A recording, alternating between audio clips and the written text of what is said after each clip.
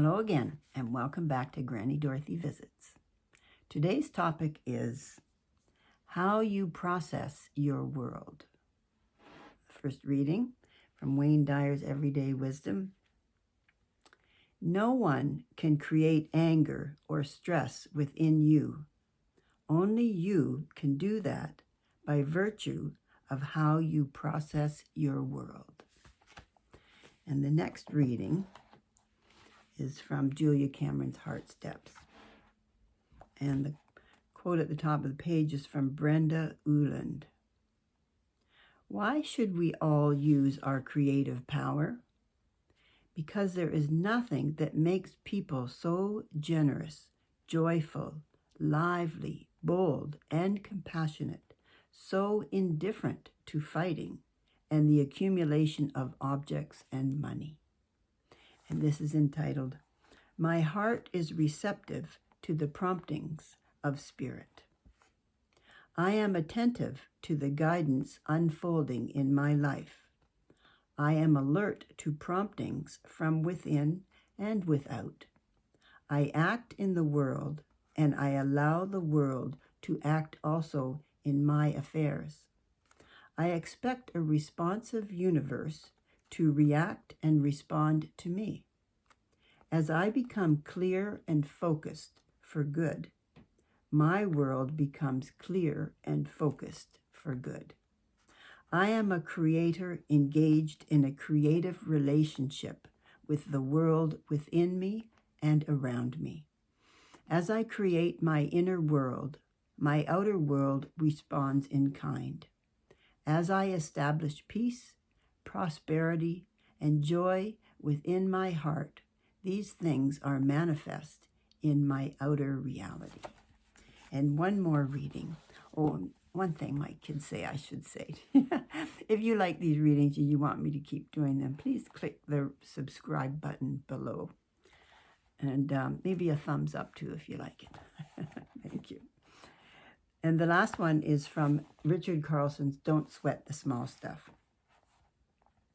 Just for fun, agree with criticism directed toward you, then watch it go away. So often we are immobilized by the slightest criticism. We treat it like an emergency and defend ourselves as if we were in a battle.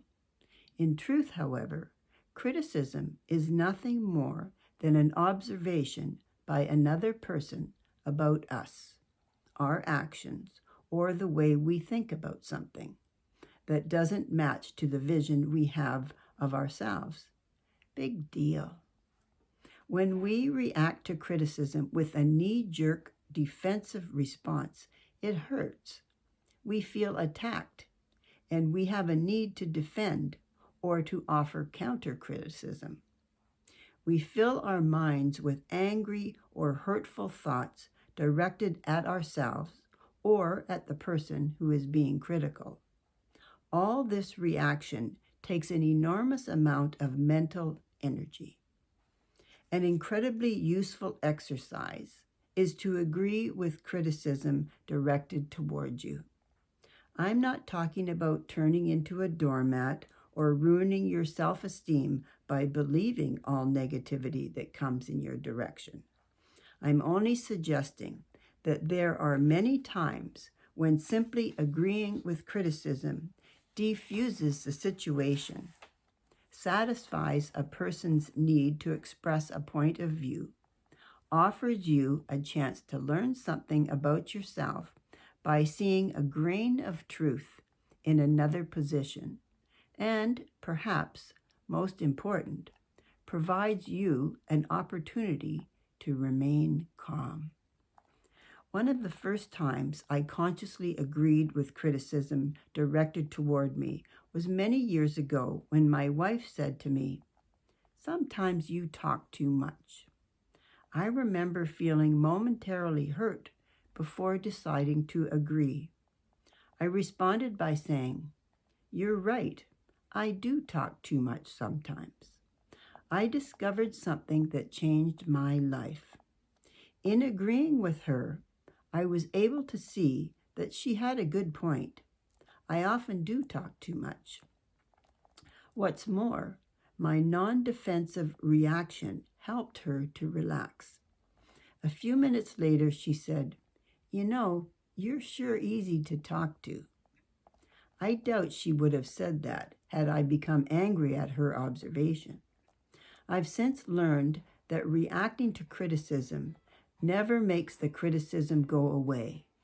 In fact, negative reactions to criticism often convince the person doing the criticizing that they are accurate in their assessment of you.